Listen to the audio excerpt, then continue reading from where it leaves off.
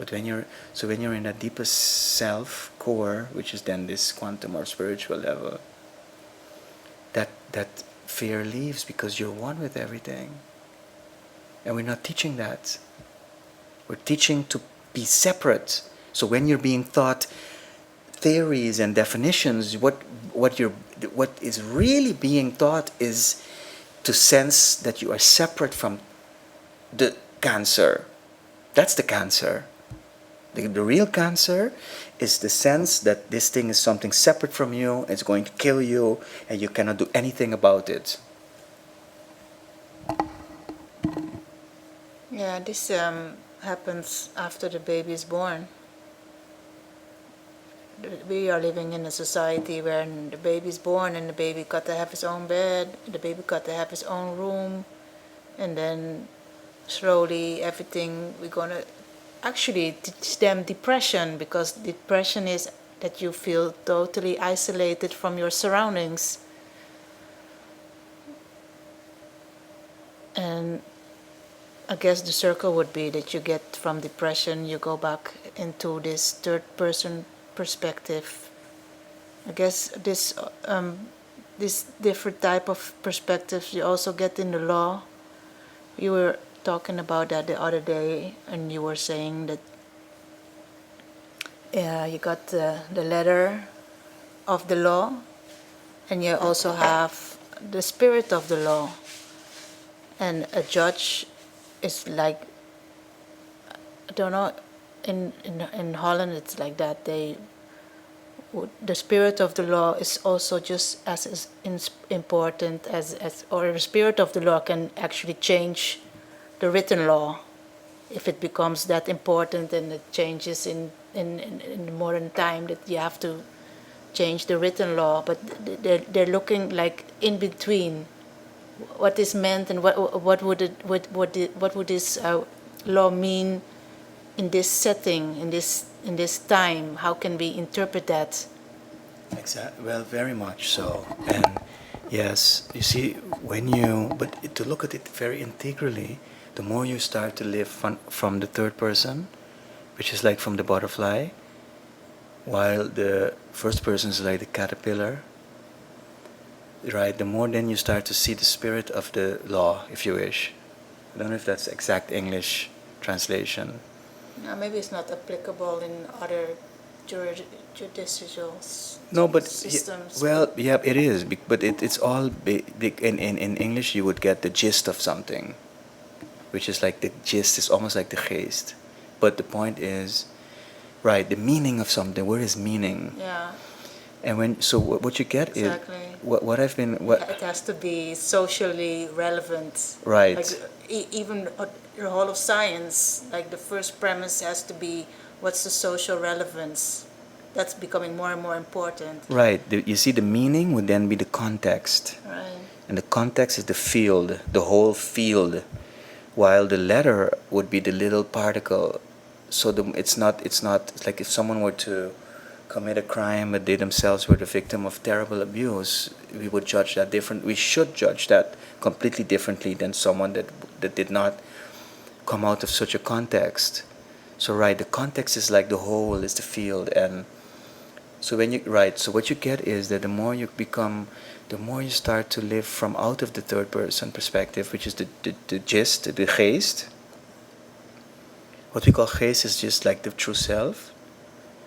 The more you see the gist in things, like today I was telling someone that I just found I'm finding myself more and more constantly telling people that, showing people the difference between the letter and the spirit of the law, if you wish, in things, in any, which is meaning, actually, the meaning of things, like and how everything now is taken literal. Everything is made literal, made physical. We need to be so we are really creating this physical world because we are making things literal. That's what we do within the matrix. We define everything. Yes, the same way in science people want to define and measure. That's what the mind is doing in the matrix. We're doing that also by creating this physical world. Like the little girl that walks through the door is not doing that. So at some level we are very much sustaining this physical world, this dense world, because this is what the mind does at this level. So the more you go into the third person, the true self, the more you're starting to see the meaning in things. And then you would go like in the Bible, basically most what you find is a very literal take on the sayings of Jesus. Yeah, they lose their meaning. Exactly. They lose. Meaning is not there. It's not there, like if you look, but by working with dreams, I realized that the way I interpret dreams is that things have meaning. And this is where you get the saying, education is the search for meaning. So then you wouldn't look at the glass and say, what is this glass? This glass is made out of glass and molecules and atoms and whatever, and it's, no, you would get, what's the meaning of a glass? You see, and the glass is a container. And then, for instance, someone would knock the glass over and then the glass would spill. And then in the dreams, that would mean that you're not containing the shadow. You see? And so when you get at the meaning of things, then you're actually in the gist, in the geest. Right, that's self-awareness. Yes. To understand the meaning of things. Yes. Then you get, But that's also what the true self, how the true self looks at things. So then the movie maker of the dreams would be the true self, and the movie maker of the dreams would be making these dreams for us. But if you really look keenly, what is happening in a dream is also happening outside of the dream. And then you start to see that what is really outside here is really, it's really moving, not as particles and as molecules, but it's as in terms of meaning.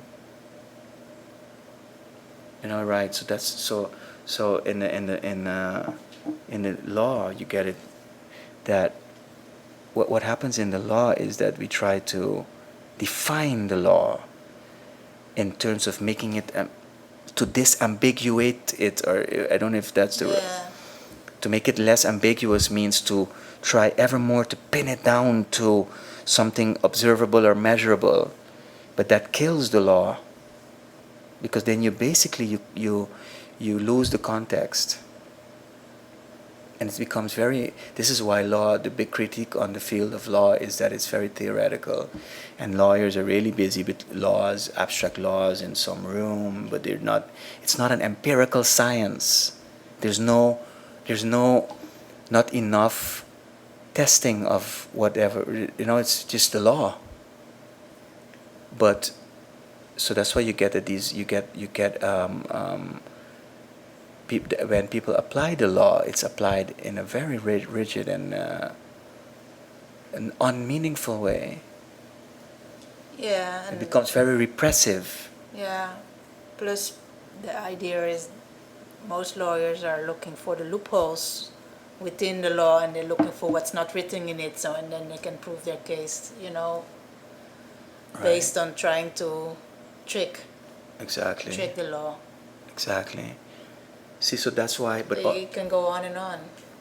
Right, because you cannot catch the spirit in a bottle. You cannot catch the spirit. The spirit is the soul, the source. So what you would get is, like, if you write the word, you would get WORD, and you got 4 letters, but the letters in and of themselves have no meaning. But when you put them together, you get the word, you get the meaning, which is the wave. So the meaning is not in the letter. But when you read the word, then all of a sudden you know it's the word. If not, you get WORD. You see, so you cannot catch the meaning in a particle. But when you connect the particles, you get the meaning. That's where it appears, but it's not tangible. So the whole of science has now become, in education, you have this evidence-based education, and everything has to be now based on evidence. And of course, evidence is what you call defining and measuring. We have to measure quality, but by the time you define it down into measurable terms, you get what you get with the law now. And now you got laws as just prohibitive measures, and then you get the lawyers that look for the loopholes because they haven't really studied the law. They've studied the letters of the, Right. and then they look to break it, but didn't really know. They never really understood the soul of the law, the meaning of it. No, this is what has happened. Yeah. There's no spirit no more in the No, law. that's why the law. That's why lawyers have become, not all, but even since the time of Jesus, they were somewhat associated with.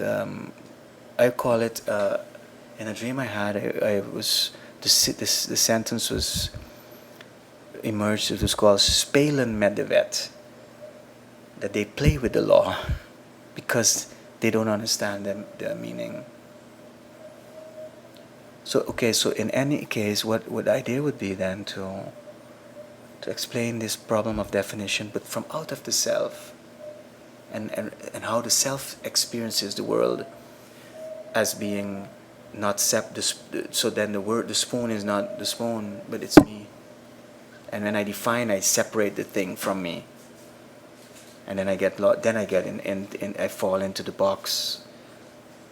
That's what basically the diagnosis does, or the definition, or the theory. It just removes me from the land of the miracles.